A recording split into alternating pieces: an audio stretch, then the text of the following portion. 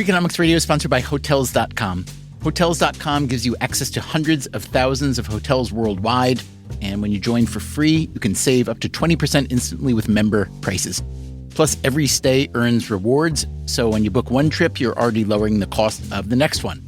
Hotels.com is simple, rewarding, and designed to help you get more out of every stay.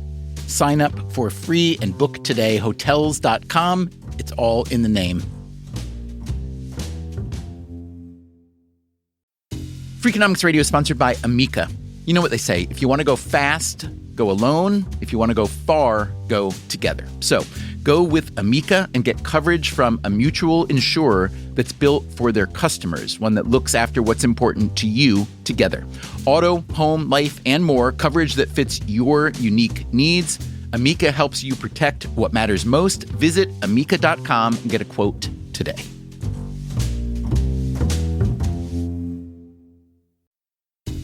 Freakonomics Radio is sponsored by Mint Mobile. Ditch overpriced wireless with Mint Mobile. Cut your wireless bill to $15 a month at mintmobile.com/freak. Upfront payment of $45 for 3 months, $90 for 6 months, or $180 for 12 months. Plan required, $15 per month equivalent. Taxes and fees extra, initial plan term only. Greater than 50 gigabytes may slow when network is busy, includes up to 20 gigabytes hotspot. Capable device required. Availability, speed, and coverage varies. See mintmobile.com.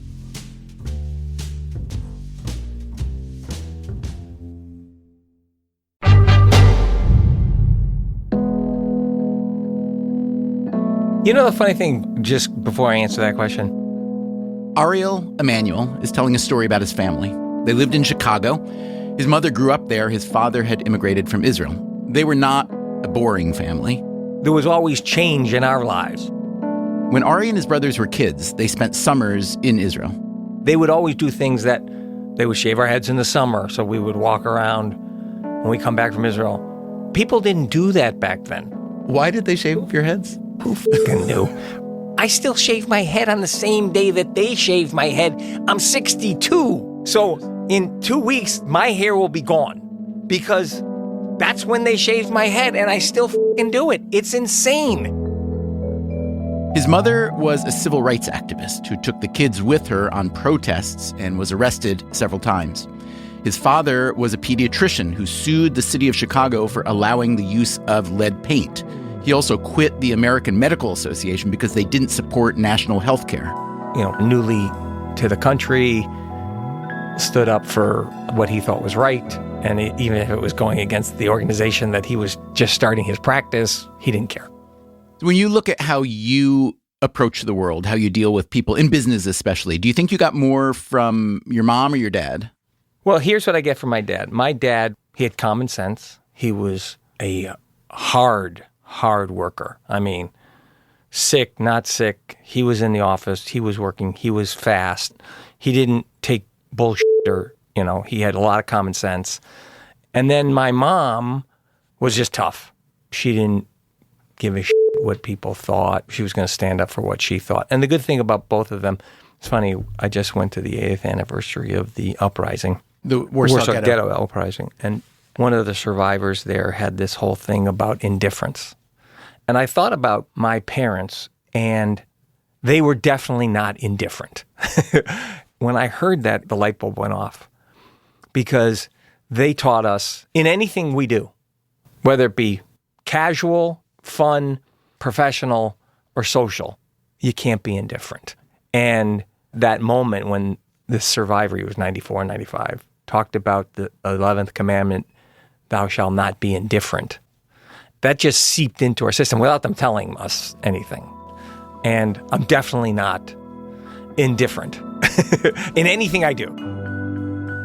You have probably heard of at least one of Ari Emanuel's brothers, maybe even both. There is Zeke, the oncologist and medical ethicist who helped write the Affordable Care Act. And there's Ram, the politician, chief of staff to President Obama, senior advisor to President Clinton, also a former congressman and mayor of Chicago. Today, Ram is U.S. ambassador to Japan, where he is reportedly keeping a close eye on China. He's definitely not indifferent. I think he's enjoying the position and enjoying learning everything he's learning from that region, which I think is a very important region for geopolitics. And he is definitely not a wallflower. Ari is the youngest of the three brothers. They were extremely competitive as kids, maybe more so in adulthood. I pick my parents up from the airport, and I'm driving them to the house. And my father's asking me, what's going on? I'm giving him information about all the things that we're doing. I think it was my mother, but it might have been my father, goes, as I'm describing all the things that I'm doing. And he goes, because I was the dumb one. He goes, who does all that? And I say to him, classic, you can't, I said, well, it's not Ram and Zeke. And so, yeah, I've gotten over that. I'm no longer angry. So your dad probably thought Zeke was noble for becoming a doctor also. Oh, my God. And Ram, the politician. Oh, my God. My Jewish family. And you're the Philistine. The definition of intelligence in our family was reading. It was untold, but you could tell. Now, did you not get any bonus points for the fact that you had dyslexia? And No. The grades would come up, our report cards, on the fridge. I was competing with Zeke. There was no chance. Dean's List, he was the debater. Shut up. The angry little brother, the one with dyslexia as well as ADHD, the one who loved to fight, the one who wasn't a reader, the dumb one, in his words, Ari Emanuel has done all right. He started in the mailroom of CAA, the big Hollywood talent agency. Today, he is the most famous agent in the world, as well as the CEO of Endeavor, a global sports and entertainment firm that went public in 2021 and earned Emanuel a few $100 million. He's considered one of the best negotiators in Hollywood. Also, one of the fiercest advocates, if he's on your side, and one of the most brutal opponents, if not. You may have seen the hit HBO series Entourage. Emanuel helped package that show, and he inspired its most entertaining character, an agent named Ari Gold, played by Jeremy Piven. Here's $100. Please put it in a brown paper bag along with a nice big pile of shit and send it over there. That Ari had a temper. He swore pretty much constantly, but he also stuck to the cardinal rule of agenting. No matter how brutal the negotiation, you have to mend fences and get ready for the next deal. I'm kidding. Don't f***ing mention that review again, all right? Not. You want to hug it out? No, not really. Let's hug it out, bitch. Today on Freakonomics Radio, a one-on-one with the real Ari Emanuel, who may be more entertaining than Ari Gold. Really?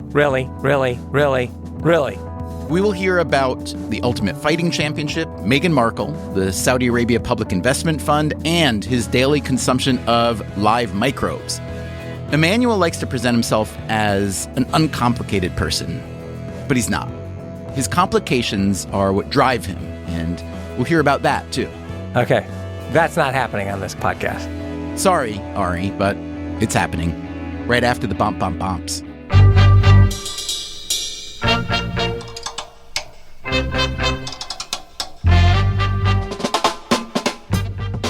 This is Freakonomics Radio, the podcast that explores the hidden side of everything, with your host, Stephen Dubner.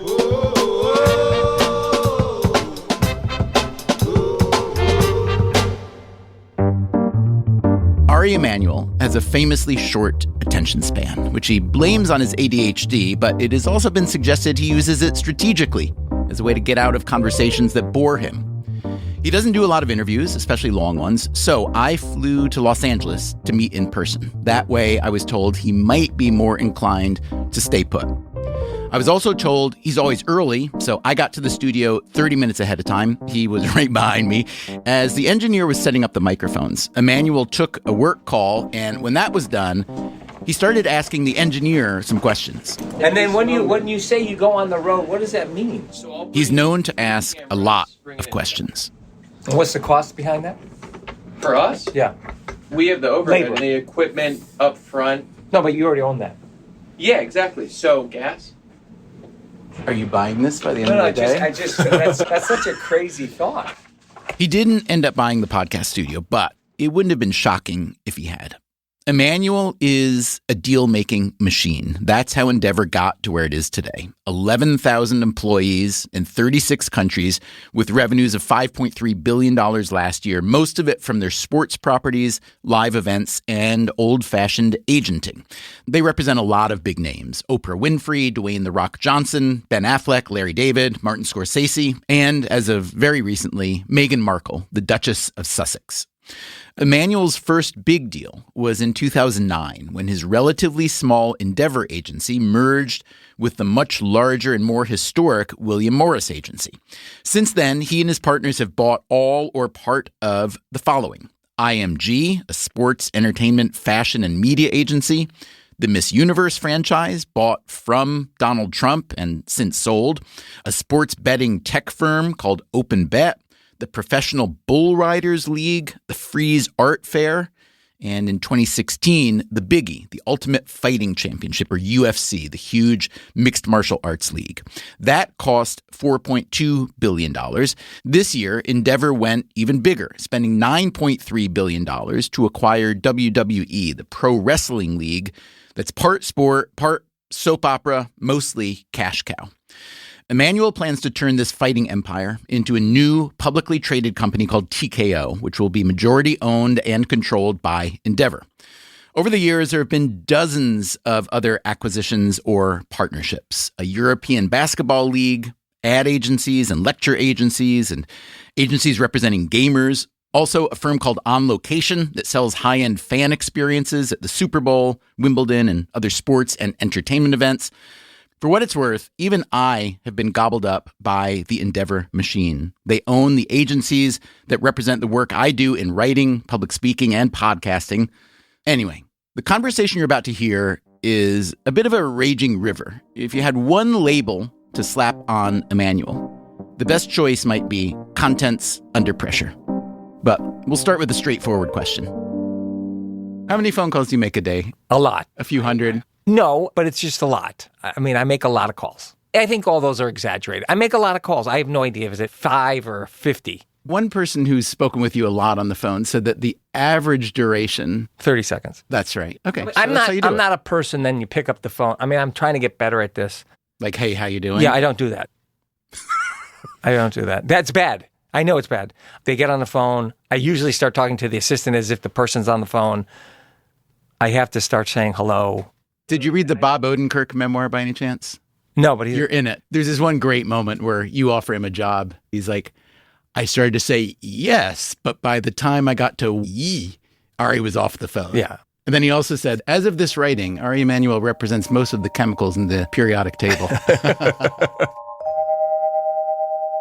I started the firm in 95 on my birthday, March 29th.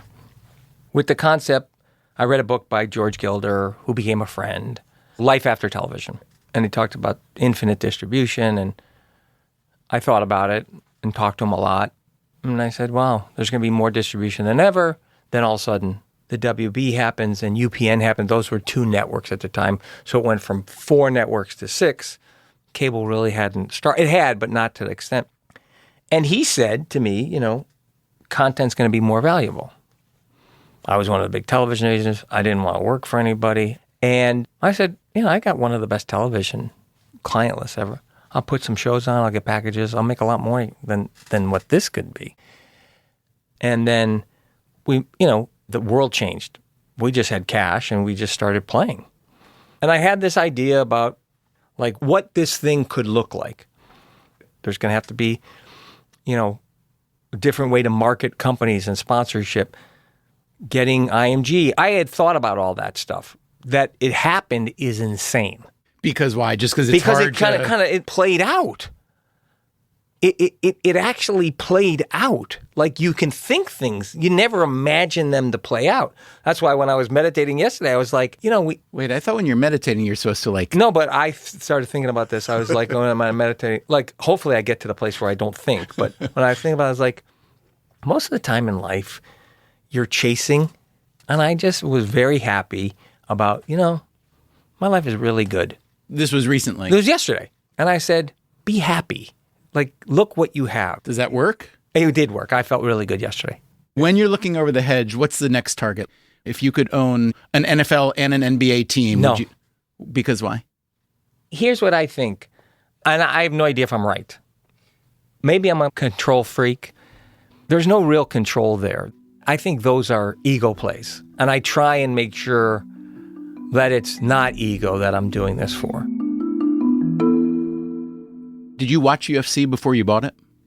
Well, what happened was we had this whole research department that we thought was important inside the company, and people were like, why do you do that? Well, one, it gave us an advantage of getting shows on the air, keeping them on the air by about 15 to 20%. So when we were going for renewals of TV shows, our research people would be giving us the data that the networks would be having, like, okay, here's how the show performed. Why did you need your own research? Why weren't you getting good Because enough data? I wanted some insight of what they were thinking so that my arguments about how to keep a show back on, but I had ammunition as opposed to, isn't it a good show? And they wouldn't share that data with you. The networks, of course not. And then I'd always get these things like, what's new out there that's performing? And then one of my researchers said, there's a show on Spike. I'm looking at the numbers and it's ticking up. I said, what the is that thing? Because I didn't know. So I started watching it. I loved it. I then called Dana, and I think I called Lorenzo.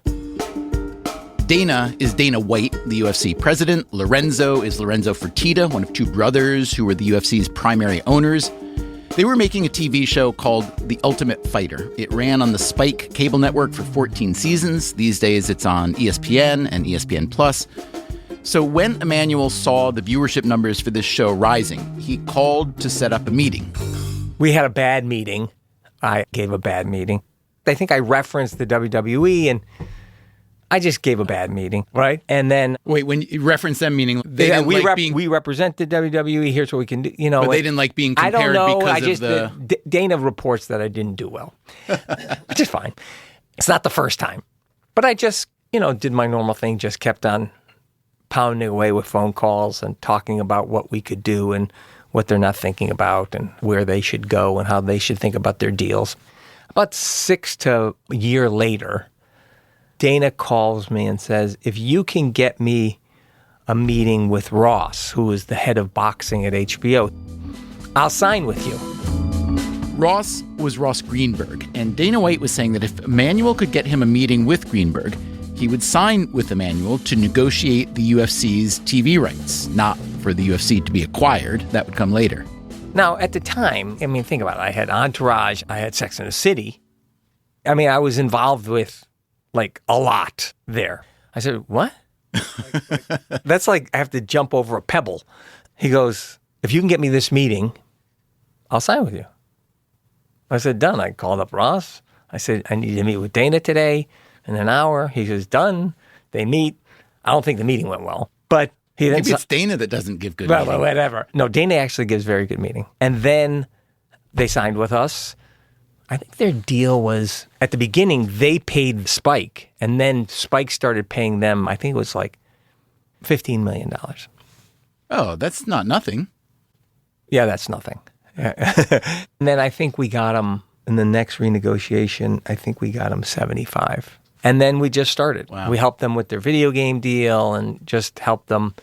And yeah. And at what point then did ownership become a natural conclusion? Well, I always wanted it, but they were doing well.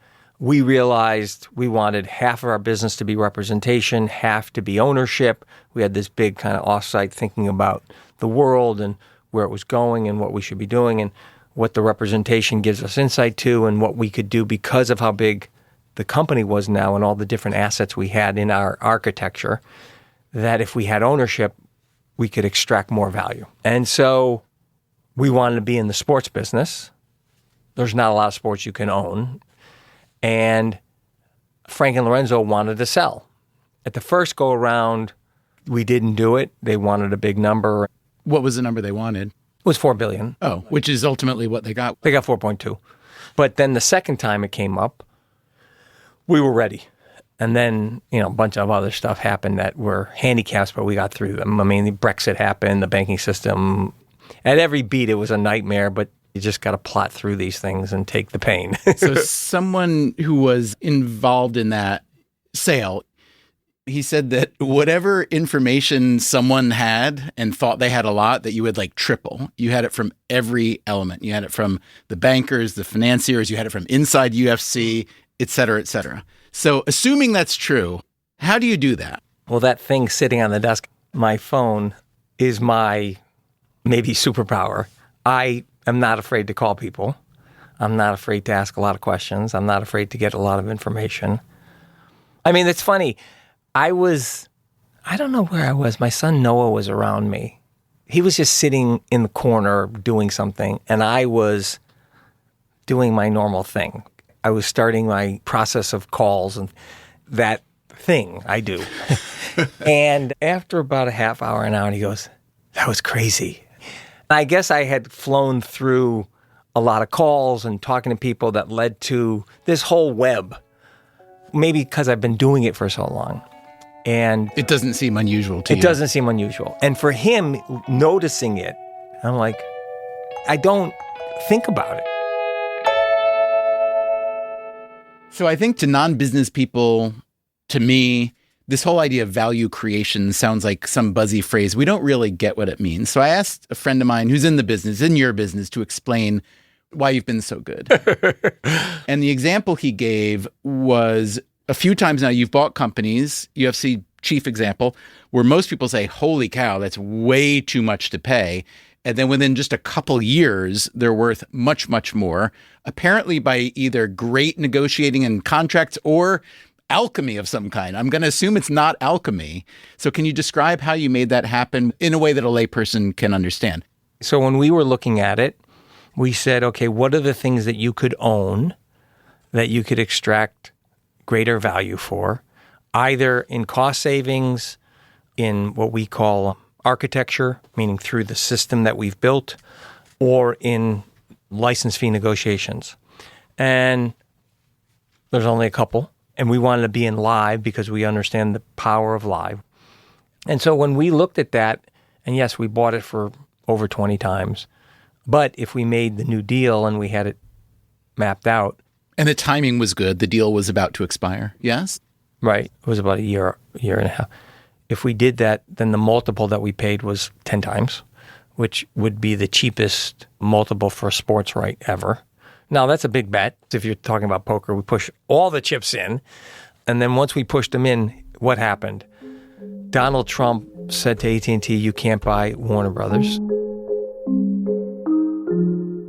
Okay, this needs a little explaining. First of all, Emanuel used to represent Trump, but no longer does, and he no longer did by 2016 when Trump was elected president. Emanuel is trying to get a deal for the right to show UFC fights on cable. The three most obvious buyers were TNT, owned by Time Warner, ESPN, owned by Disney, and Fox. But at the time this was happening, in 2017, the parent companies of those channels weren't in a position to make a big deal. Time Warner was fighting the Trump Justice Department for the right to merge with AT&T, and Disney was negotiating with Fox to buy a huge package of their movie and TV assets. And so all the buyers were out for a period of time, and my clock was ticking on my rights. So I was uncomfortable. You must have been not sleeping well. Well, I got really sick, actually. Did you? My thyroid went crazy. Wow. I went down to like a crazy weight because I had hyperthyroid. And From stress? Stress. Holy cow. Yeah. Recreate a phone call you would have made at that moment to try to break the logjam. Like, who were you calling? I was calling everybody. Were you calling Trump? No. I didn't do that. There was nothing. So we thought we had a deal with Amazon. That didn't happen. That was upsetting. We went back to Paramount and wanted to do a deal on Spike, our original place. Comcast said no. And we were out of luck. Did you think it might sink you? Oh, I was really nervous. I mean, not sleeping nervous, sick nervous. And then the ESPN Disney deal goes through. Kevin Mayer, we make a deal with because That's ESPN? he was head of strat planning at Disney. And they were about to launch direct-to-consumers ESPN Plus. And so it's funny. I think Dana talked about this in a podcast. The former head of ESPN, what's his name? John Skipper, was not a fan of the UFC. He thought it was tacky for that network, He thought right? it was beneath them. He then gets fired for just personal reasons, whatever. In case you're curious, John Skipper resigned from ESPN in 2017 after someone he bought cocaine from tried to extort him. Doesn't matter. And then it goes to Kevin Mayer, who realized the value of UFC and pay-per-view and direct-to-consumer. Did you pitch him on pay-per-view, or did he pitch you?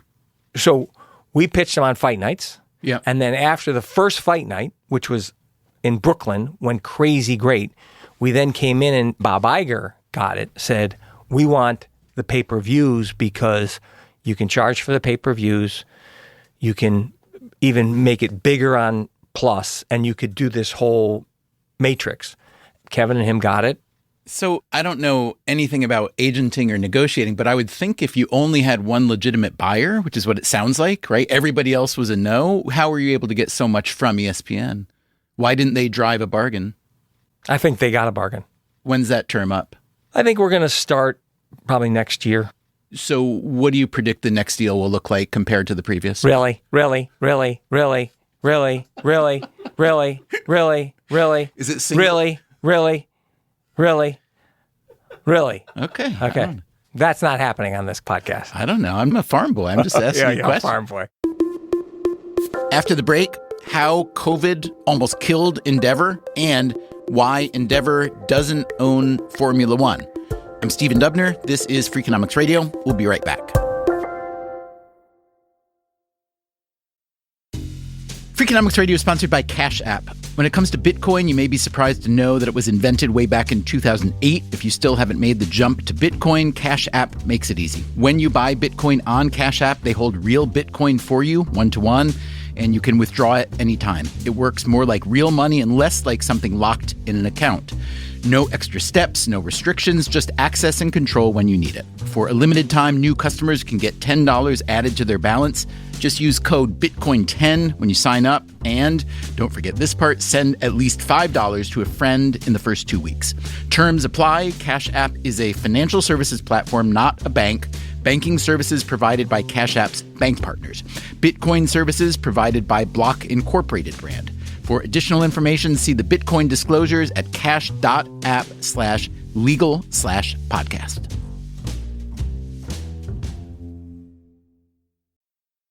Freakonomics Radio is sponsored by Figure. Did you know that 40% of homeowners own their home outright? If that's you, don't let your equity sit idle. Tap it with a home equity line of credit. Figure, the #1 non-bank HELOC lender in the U.S., helps tap equity you've built in your home so you can do things like tackle a renovation or pay down debt.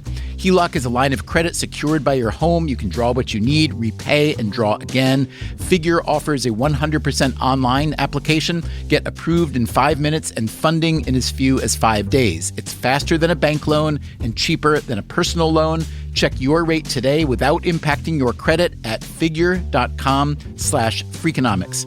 This post is sponsored by Figure, NMLS ID 1717824. Figure is an equal housing lender. For more information about their licensing, visit nmlsconsumeraccess.org. Figure's HELOC is subject to credit approval and terms apply. Freakonomics Radio is sponsored by Square, the business platform that helps sellers become neighborhood favorites. No matter if you're selling 3D printed art or running a design studio, Square helps you run your business without running yourself into the ground. Square was made to work on the go, so you can sell wherever your customers are. With Square, you can track sales, manage inventory, and access reports in real time, whether you're in the shop, on the go, or running things solo. Square supports every major payment method, including tap to pay, and offers instant access to your earnings through Square Checking. Sellers save an average of 44 hours per month by skipping bank transfer delays. With Square, you get all the tools to run your business with none of the contracts or complexity. And why wait? Right now, you can get up to $200 off Square hardware at square.com/go/freakonomics. That's SQUARE.com/GO/freakonomics. Run your business smarter with Square. Get started today.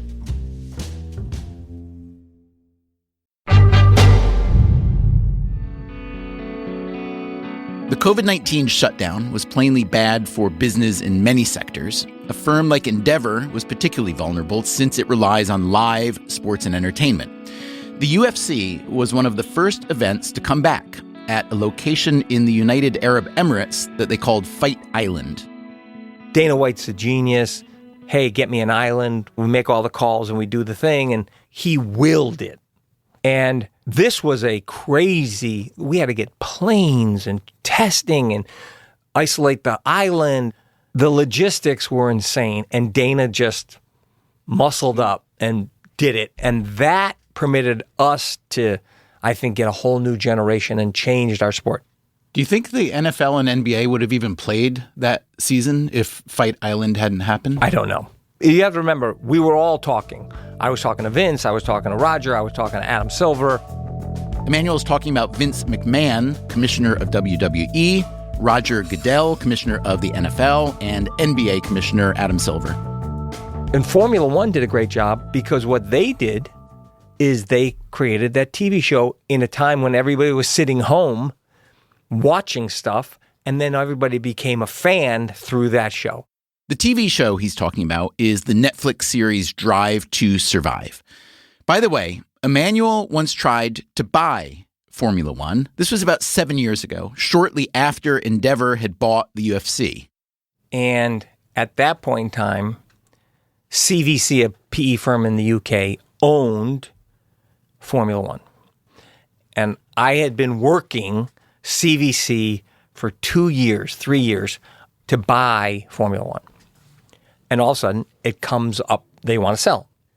So we have a meeting. Brexit had just happened. We hadn't done anything yet with the UFC. And people thought you overpaid at that point. Oh, yeah. And I wanted to buy Formula One right away. Yeah. What was the now, price? At the time, they didn't have the TV show. A bunch of stuff had not been in place, which they've done an incredible job. He understandably, because, I think it was $10 billion, said no. I understand why, because we had just bought this. We had not even accomplished anything. The timing was wrong. The timing If you was hadn't wrong. bought UFC, you'd own Formula One now, perhaps. Perhaps. So that was one that got away that I wish it wouldn't have. Did you think COVID might kill Endeavor? It was bad. I'd never had to fire that many people. The team that really kind of organized it, I have one of the greatest presidents of all time, Mark Shapiro. He's an incredible executive. Mark ran ESPN? Mark ran ESPN and Six Flags. He's very soulful. And then Jason Loveland and Andrew Schleimer, our CFOs, they put a plan together and we executed against it, plus keeping the UFC on. We did about, I might be wrong here, but I think about 70% of our revenue In 2020? in the COVID year.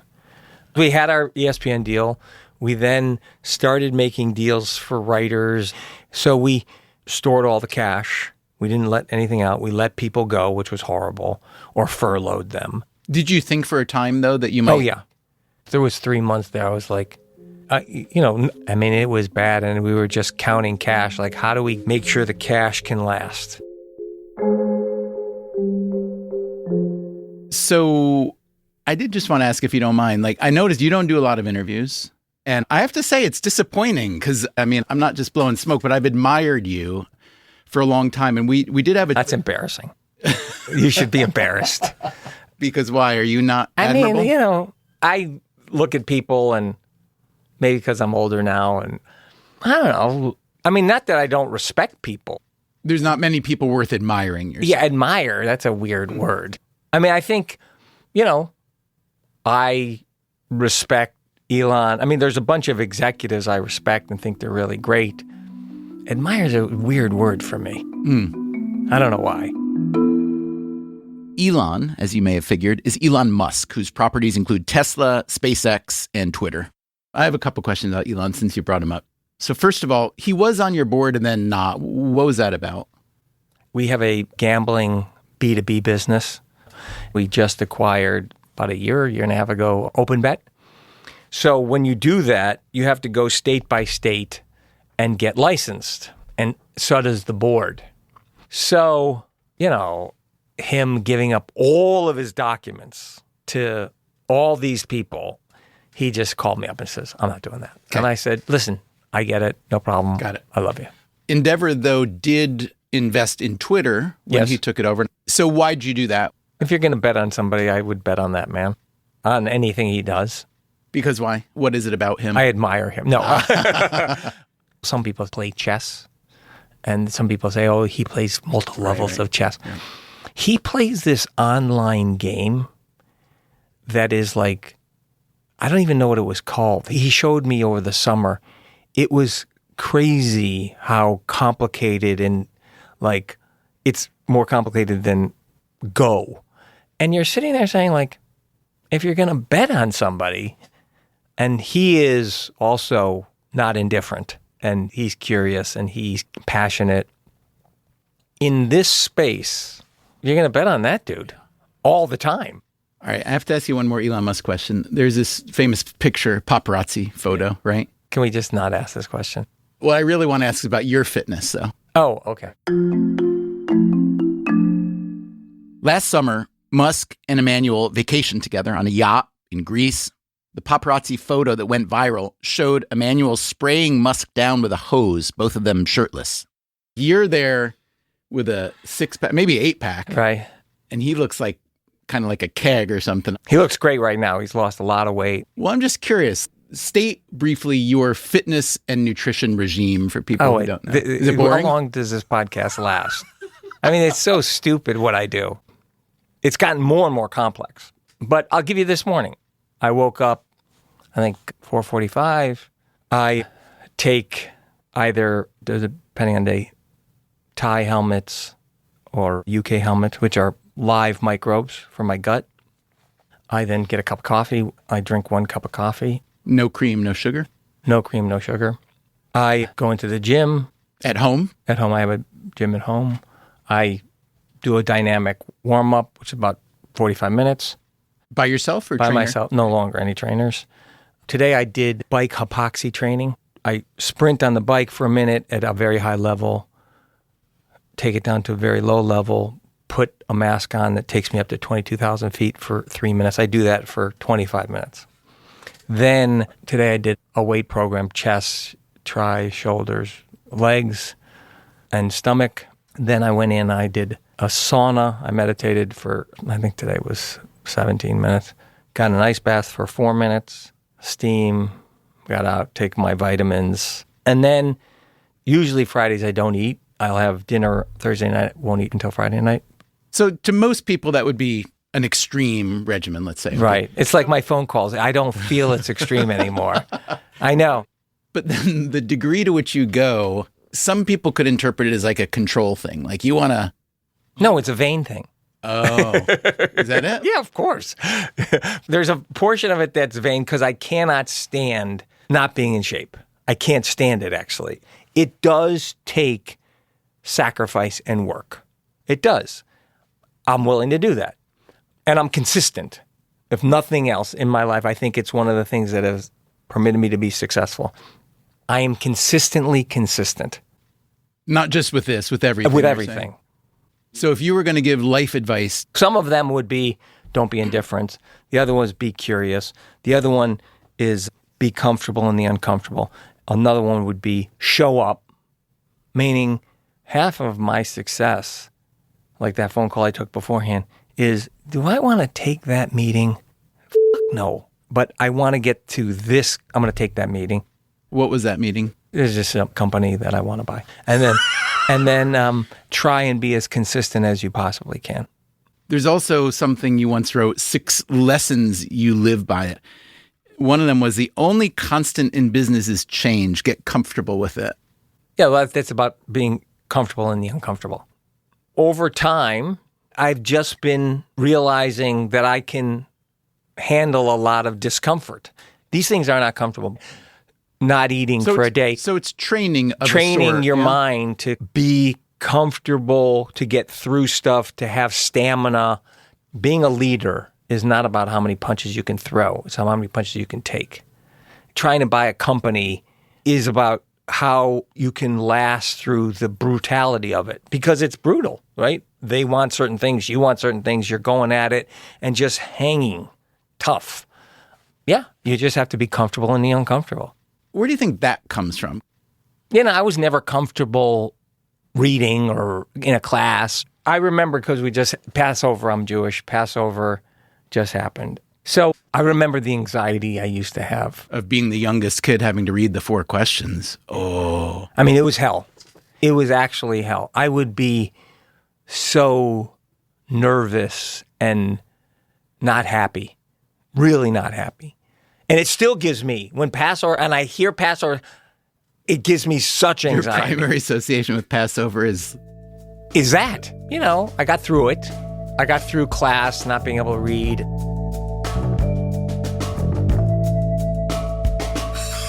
How often do you talk to Zeke? Once a week? 5 times a week. That's also known as every day to most people. Well, Or 7. Almost. 7, yeah. I talked around probably the same. Uh-huh. And what are the conversations? We talk about either a book, a situation that happened in the world, my mother, siblings. For sure, there's always a Sunday call, right? The Sunday has to happen, as my father once said. Something wrong with your fingers? I said, Dad, your fingers also work. The phone lines go Chicago, L.A., not only L.A., Chicago. What does your mother and what did your father think of your line of business compared to the brothers especially? My father wanted me to go get my business degree at Northwestern.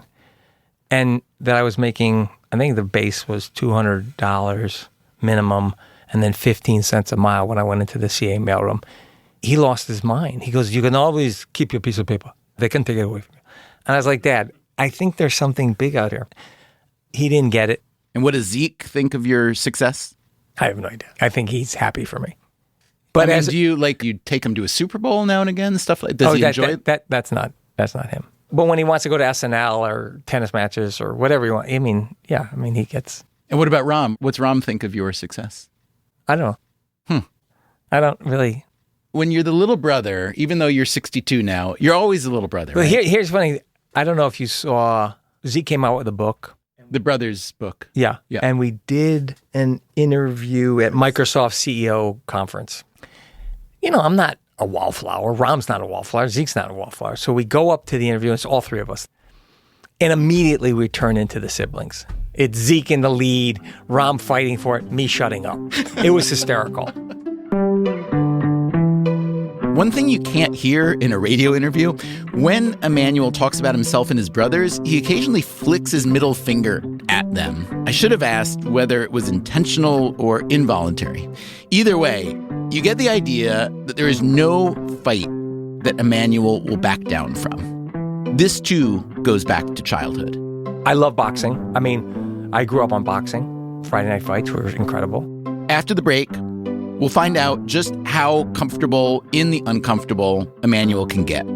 It was just very difficult. I wish it had not happened. I'm Stephen Dubner. This is Freakonomics Radio. We'll be right back.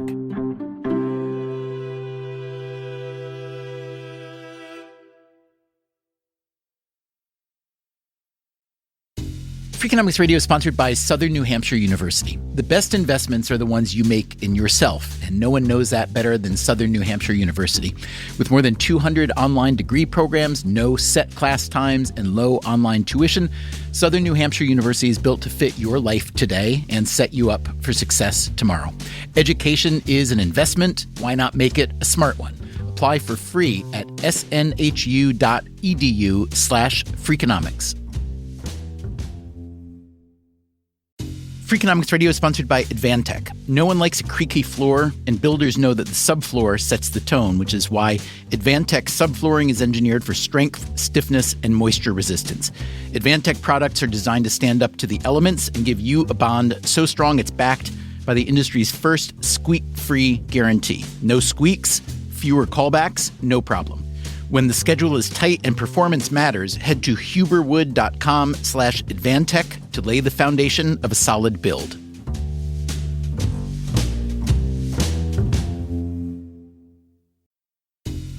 Freakonomics Radio is sponsored by TalkAboutPD.com.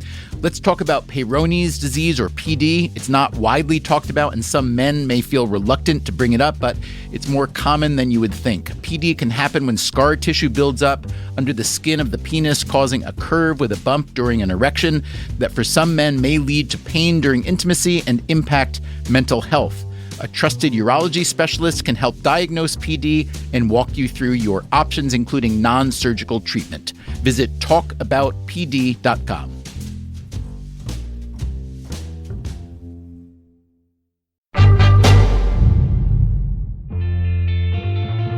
If you want to get a sense of how efficient Ari Emanuel is as a deal maker, efficient perhaps to the point of exploitive, consider how he works both sides of the aisle when it comes to supply and demand. Look at the sports properties that he and Endeavor have bought, like the UFC and WWE. These are individual sports without labor unions, where the athletes collectively get a relatively low share of overall revenues. A handful of stars make big money, but in the UFC, the athletes collectively receive just 15 or 20% of revenues, and that figure is probably even lower in WWE. Compare that to a league like the NFL or NBA, where the athletes do have a union and collectively receive about half of league revenues. In those leagues, Endeavor represents the athletes. In this year's NFL draft, for instance, they represented 3 first-round picks. In the upcoming NBA draft, they represent 4 players who are projected to be lottery picks.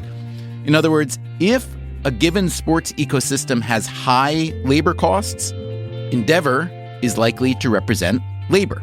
If a different ecosystem has low labor costs, Endeavor is likely to opt for ownership. Considering how much Emanuel likes boxing and the fact that his new business created from the merger of wrestling and Ultimate Fighting will be named TKO, you might think Endeavor would try to get into boxing as well. And UFC President Dana White recently said he is looking to launch a boxing promotion of some kind. But that might be tricky because of what's known as the Muhammad Ali Boxing Reform Act. That's a federal law designed to protect fighters from being exploited by and underpaid by boxing promoters. This is one of the eternal conflicts in any economic system, the share of revenue that goes to labor. And that conflict can get exacerbated as there's more consolidation. That's what I wanted to talk to Ari Emanuel about next, although, as you will hear, the conversation wandered a bit. Consolidation is happening in every industry all over the world. Private equity, I think, very quietly has changed the global economy, the U.S. economy, in many ways that are not good, especially in healthcare. In your industry, I think consolidation in one area is really bad for our economy right now. Which area is that? The food area. Why do you say that? Because I think what they're making us eat is making us sick. Whether it be the antibiotics, whether it be all the, corn so bad for you. I don't want to get any, thank God I'm not on social media. How they're feeding America and the world is disgusting. And that's going to be our biggest global problem. And that consolidation is the one. The rest of it. What about in healthcare, though? Does that not concern you? No. Because why? It just doesn't. I don't think about it. A friend of mine said, how do you fix the third act in the first act? So if we can fix the food problem, the healthcare problem, which is probably the second act, and the third act, gets fixed. So we got to get to the first act. And the first act is what we put in the system and exercise and all that other stuff. And so let's fix the first act. The first act is the food. And if we do that, I think a lot of problems get solved when you think about the equation of healthcare, and that food situation. I think there's only 4 major players, maybe 5. Is your brother Zeke as... Oh, I don't actually ask him. I don't care what he thinks. When I talk about all my craziness that I do for my health on eating and helmets and all that stuff. Do you think you're nuts? I only... No, actually, he's coming around to it. Like, he's starting to do... He fasts. I heard him say something very admiring about your level of knowledge about the microbiome. Yeah. I always ask him when I'm about to do something crazy, with, hacking myself. I said, okay, just give it to me. Can it hurt me? If he says no, I do it. Give me an example. Well, I take live microbes. And I said, Zeke, can it hurt me? And, Zeke did his work around it. And he goes, no, I don't think so. I said, okay, I just did it. Boom. Right? And I drink them. And he's now like, wait a second, this fucker might be right. And I've been doing this now for 12 years. The conversation now turned to artificial intelligence. When we spoke, the Writers Guild of America was threatening to strike, a threat they have since followed through on. One key concern was that content producers would start using AI to write scripts, and script writing still represents a significant piece of Endeavor's business. My opinion about AI is the following. My son Leo's at Michigan, and he's in computer science. He and I were having this conversation, and I'm telling him programming is going to go away. And he says, Dad, here's my opinion about it. Computer versus computer in chess, draw. Computer versus computer and human, computer-human win. And if you talk to George Gilder, he would say technology is only added to employment. Elon would say something else. It is going to be a very important development tool. Do I think it can create like Jim Brooks can? No. Could it help Jim Brooks? Yeah. Jim Brooks is James L. Brooks, a legendary writer and producer known for creating The Simpsons, The Mary Tyler Moore Show, and many others. Do I think there's protections we have to put in place for music and books writing? And yeah, I do. But yeah, that's just change and normal. The one thing that we're doing is we're looking at the world, okay, can you AI live entertainment? No, can't. Elon said to me at one point, it was very funny, it made me nervous. He says, Ari, do you have dogs? I said, yeah, I have 4 dogs. He goes, well, here's what AI is to you. You're the dog. Like, that's a crazy. But dogs have a great life, right? I guess. Well, all that means to me is we're going to have a lot more free time, and the experience economy is going to be very important. But you say you can't AI live entertainment, but let's expand it to, virtual reality, augmented reality, et cetera, et cetera. Yeah, you can do that. That's entertainment. And I would think that in your business, that would be a massive upside. Yes. Right? That's what I'm saying. You're going to have the live, and then you're going to have, there's a whole nother audience that wants to do other things, and we'll figure that out. I would love to be center court at Wimbledon without having to leave my room. That's a nice application, presumably. Probably.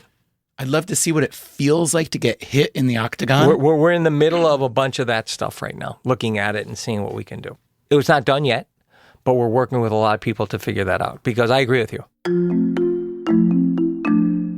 How do you like being CEO of a public company?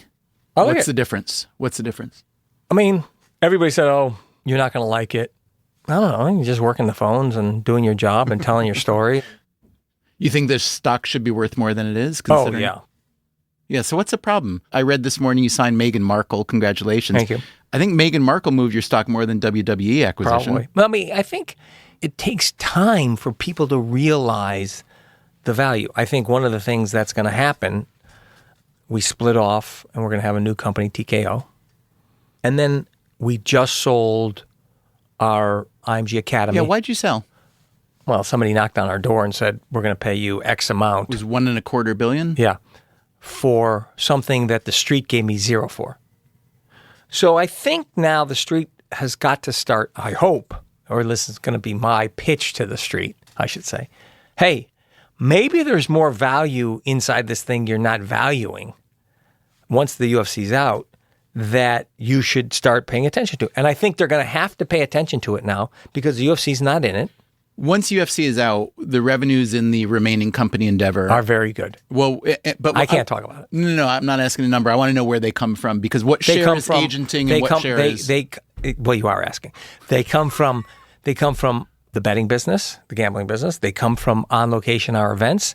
On Location is a business we bought in conjunction with the NFL. The NFL owned it. They did these high-end experiences at the Super Bowl.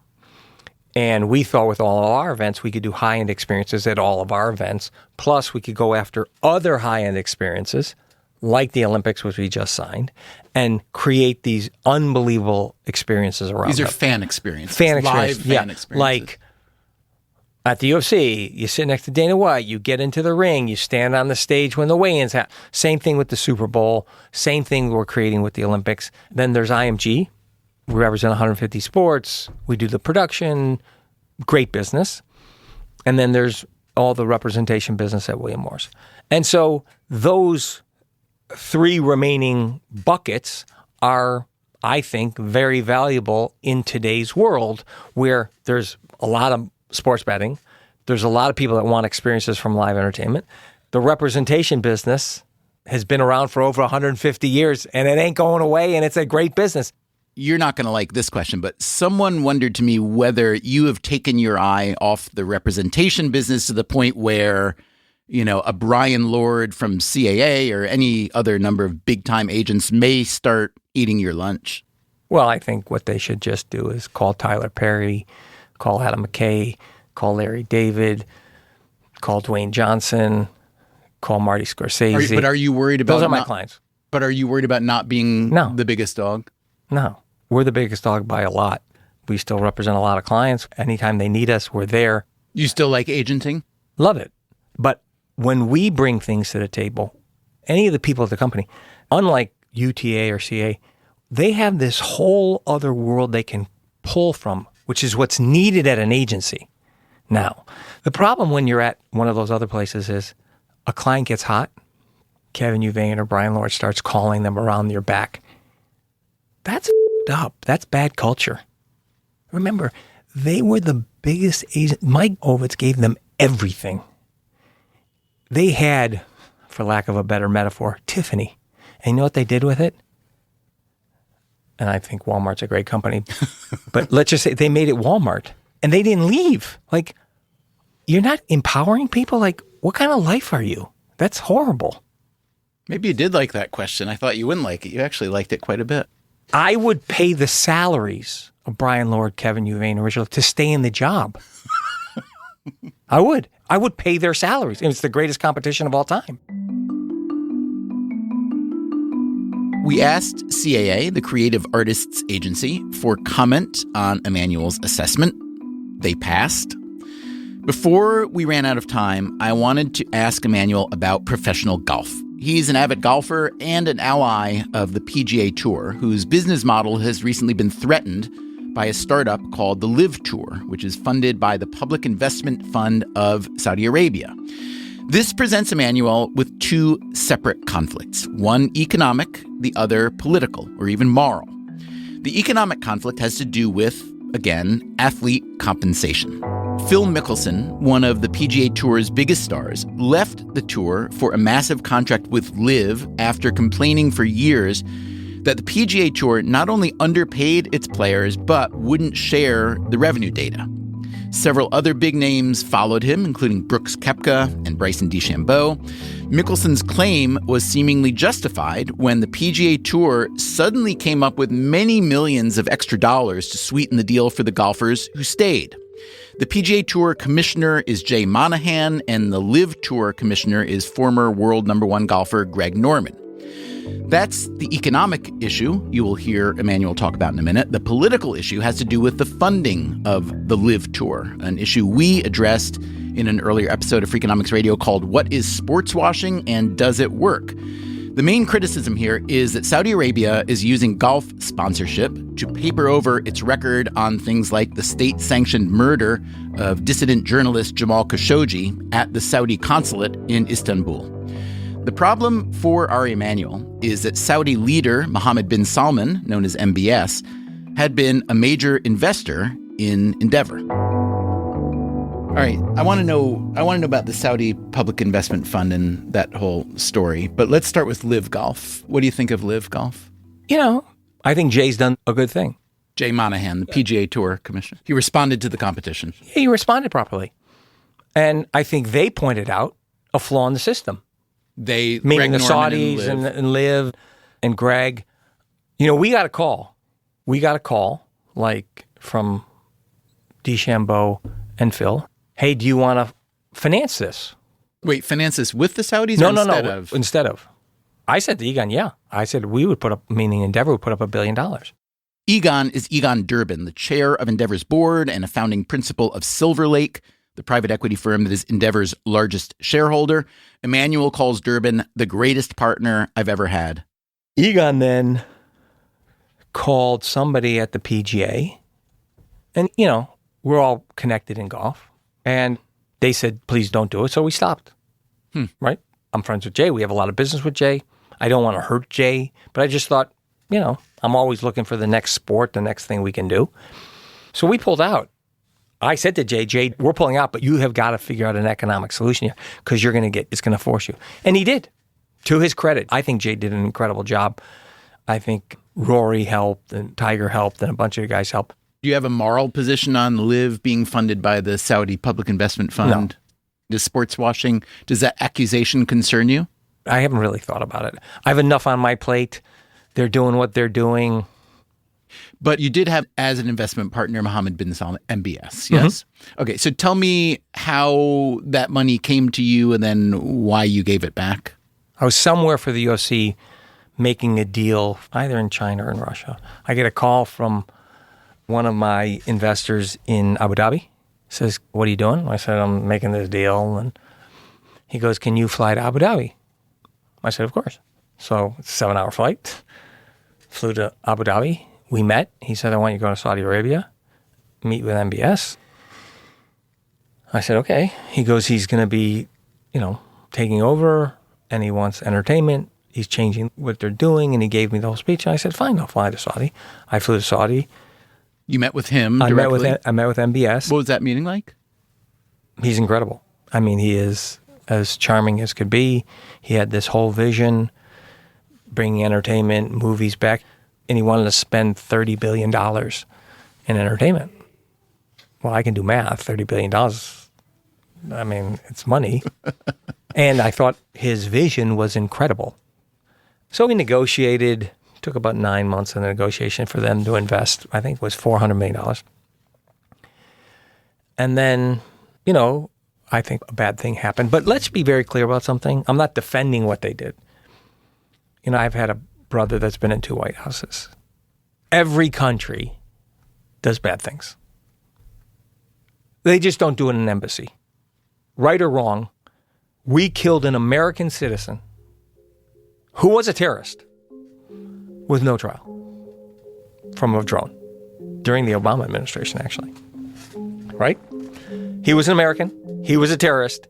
No trial. Emanuel is referring to the 2011 drone strike in Yemen that killed Anwar al-Awlaki, an al-Qaeda leader born in New Mexico. That wasn't in an embassy, but that was... So every country does... That was, evident. It was just very difficult. I wish it had not happened for a lot of reasons. Did you talk to him during that period? I don't really remember. I think I talked to Yasser, who runs the PIF. But what was the mechanism then? Did you literally write a check back with interest? Well, it was a long negotiation. Yeah, we wrote a check back with interest, yeah. Does that preclude you from doing business with him or them again? No. But we wrote a check. Listen, I know everybody thinks things are black and white. And I have a tendency to do that too, right? And we live in this period of time where, there was a period of time where it was even worse. And I struggle with this. And we do business there. I mean, people drive cars that oil. I mean, let's get through a bunch of stuff here. So governments do bad things. Let's just say that. And then work through all our own emotional ethics. But why was that the case that made you write a check for $400 million? I don't know. I just, I don't really know. So when you were talking about meditating yesterday and being happy or kind of... Yeah, satisfied. Satisfied. Not that, that's a bad word. I'm never satisfied. But I want to recognize that I am blessed. Okay. There's a Harvard psychologist named Dan Gilbert who studies, okay. Yes. Stumbling on Happiness was a book years ago. Yeah. He said he came to the conclusion that his life had been so, like you said, blessed, fortunate, great experiences. Of course, a lot of hard work and hardship, blah, blah, blah. But that he felt full, like you eat a good meal. Now, when you eat a good meal... Remember, I starve. Good point. So the metaphor goes off the rails already. But also, when you eat a good meal, you're going to get hungry again in a few hours. But he has this notion of feeling like I've become full in my life. I feel satisfied, essentially. And I don't need or want anymore to chase the things that I've been chasing. I'm curious what you feel about that concept. Well, I'm full when I'm chasing. Here's what I would say to you. I hope I know this. I constantly talk to myself about this. If I'm not satisfied, happy, full, using your words, I won't be doing it. I'm still happy. Is it the hunt itself? No. I'm a serial entrepreneur. I think all these things, whether it's setting up a movie for Jim Brooks or Adam McKay, these are the most recent ones, or buying a company or working through the issues of a company, brings me joy. Do you think about the value that the work brings? Does it make the world a better place? I'm in the middle right now of, I've set up a bunch of movies and TV shows. Some of them are just fun, and I think that's important for people. Some of them have meaning. In all of our different groups, whether they book departments, podcasts, lectures, entertainment, the new Marty Scorsese movie, that's about a moment in time when the Indians were taken advantage of by white settlers. And it was a long moment, we should say. Yeah, or got a new Adam McKay movie about lobbyists. So you can have influence, you don't have to be indifferent. This is something that's important.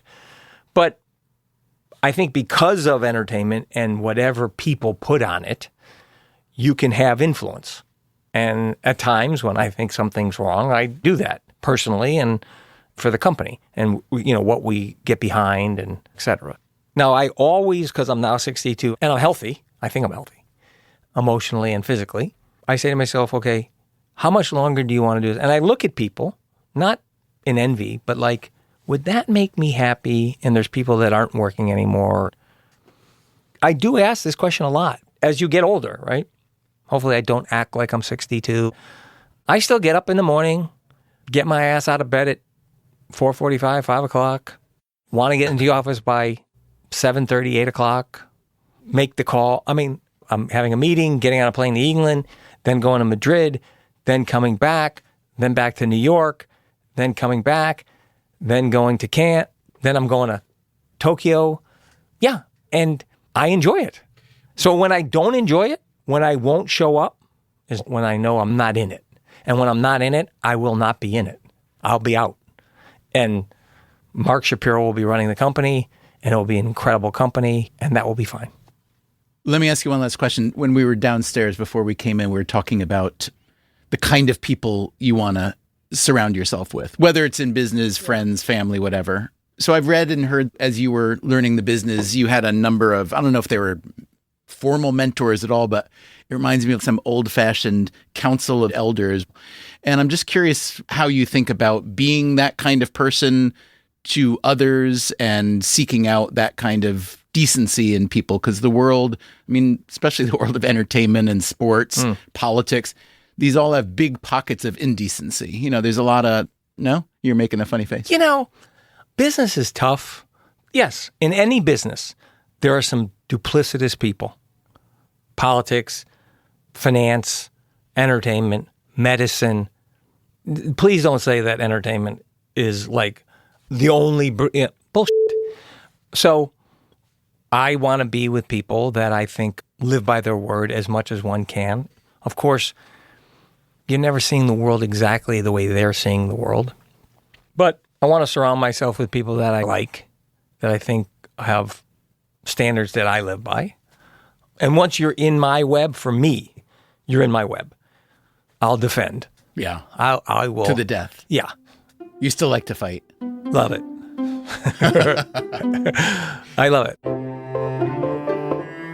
When we sat down to talk, I didn't know what to expect from Ari Emanuel. For one thing, I had been warned multiple times by multiple people that he doesn't like interviews, that he gets bored easily, and he might just get up and leave after 20 minutes. The conversation you just heard was an edit of a conversation that lasted around an hour and 45 minutes, but I had no way of knowing at the outset. In fact, right as we were sitting down, before the mics were rolling, he waved me closer, like, come here, come here. And based on everything I'd been reading about him, my first thought was, what's he going to do, slap me? I know he likes to fight, so I don't know. I didn't move closer. He waved again. I still didn't move. His waving got more animated. Finally, I leaned in. It turns out he just wanted to pull a loose thread off my jacket. He wanted to clean me up. It made me think of that old folktale about the mouse who pulls a thorn from the paw of a lion. But wait a minute, he's supposed to be the lion. His name, Ariel, means Lion of God. It was yet another reminder that it is a good idea to sit down with people you don't know and see what actually makes them tick. As you could probably tell, I enjoyed this conversation a lot. I hope you did too. I will be looking to do more like it in the future. If you have suggestions, I would love to hear them. Our email is radio@freakonomics.com. Meanwhile, next time on the show, what comes to mind when someone brings up a slippery slope? Oh, you think euthanasia is a good idea, but wait till they're executing the grandmas. Why are slippery slope arguments invoked? If the industry is making the slippery slope argument, it means they've run out of substantive arguments. And the slippery slope itself is said to be slippery. Our decisions today are shaped in considerable part by our decisions yesterday, and they will in turn shape our decisions tomorrow. Let's slide down the slippery slope together. That's next time on the show. Until then, take care of yourself, and if you can, someone else too. Freakonomics Radio is produced by Stitcher and Renbud Radio. You can find our entire archive on any podcast app or at freakonomics.com, where we also publish transcripts and show notes. This episode was produced by Alina Kuhlman and mixed by Greg Rippin, with help from Jeremy Johnston and Daniel Moritz-Rabson. Our staff also includes Julie Canfer, Zach Lipinski, Morgan Levy, Ryan Kelly, Catherine Moncure, Rebecca Lee Douglas, Eleanor Osborne, Jasmine Klinger, Daria Kleinert, Emma Terrell, Lyric Bowditch, and Elsa Hernandez. Our executive team is Neil Carruth, Gabriel Roth, and me, Stephen Dubner. Our theme song is Mr. Fortune by the Hitchhikers. All the other music was composed by Luis Guerra. As always, thanks for listening.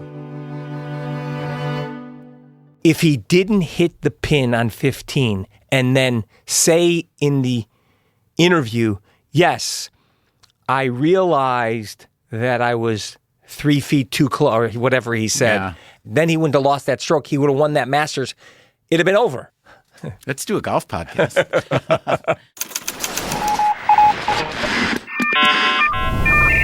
The Freakonomics Radio Network, the hidden side of everything.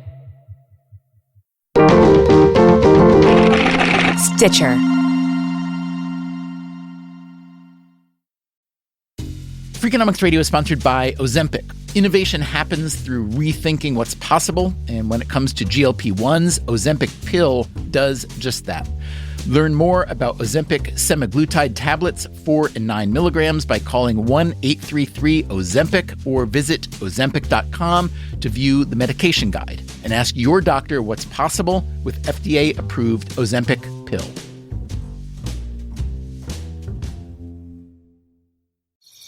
Traditional home security only alerts you after a break-in, and that's too late. SimpliSafe is changing that. Stop. This is SimpliSafe. Police are on the way. We don't just alert, we stop crime before it starts. SimpliSafe, plan starting around $1 a day. Save 50% on your new system with professional monitoring at simplisafe.com/SXM or with promo code SXM. Outdoor deterrence requires a SimpliSafe Active Guard outdoor protection plan starting at $49.99 a month. Visit simplisafe.com/licenses for alarm license information. Tennessee 2012. Hey there, I'm Stephen Dubner, host of Freakonomics Radio. If you love the podcasts in the Freakonomics Radio network, I want to tell you about a way you can get even more from us. To hear our shows without ads and get exclusive access to Freakonomics Radio bonus episodes, please subscribe to SiriusXM Podcasts Plus on Apple Podcasts or sign up at SiriusXM.com/podcasts plus. Start a free trial today.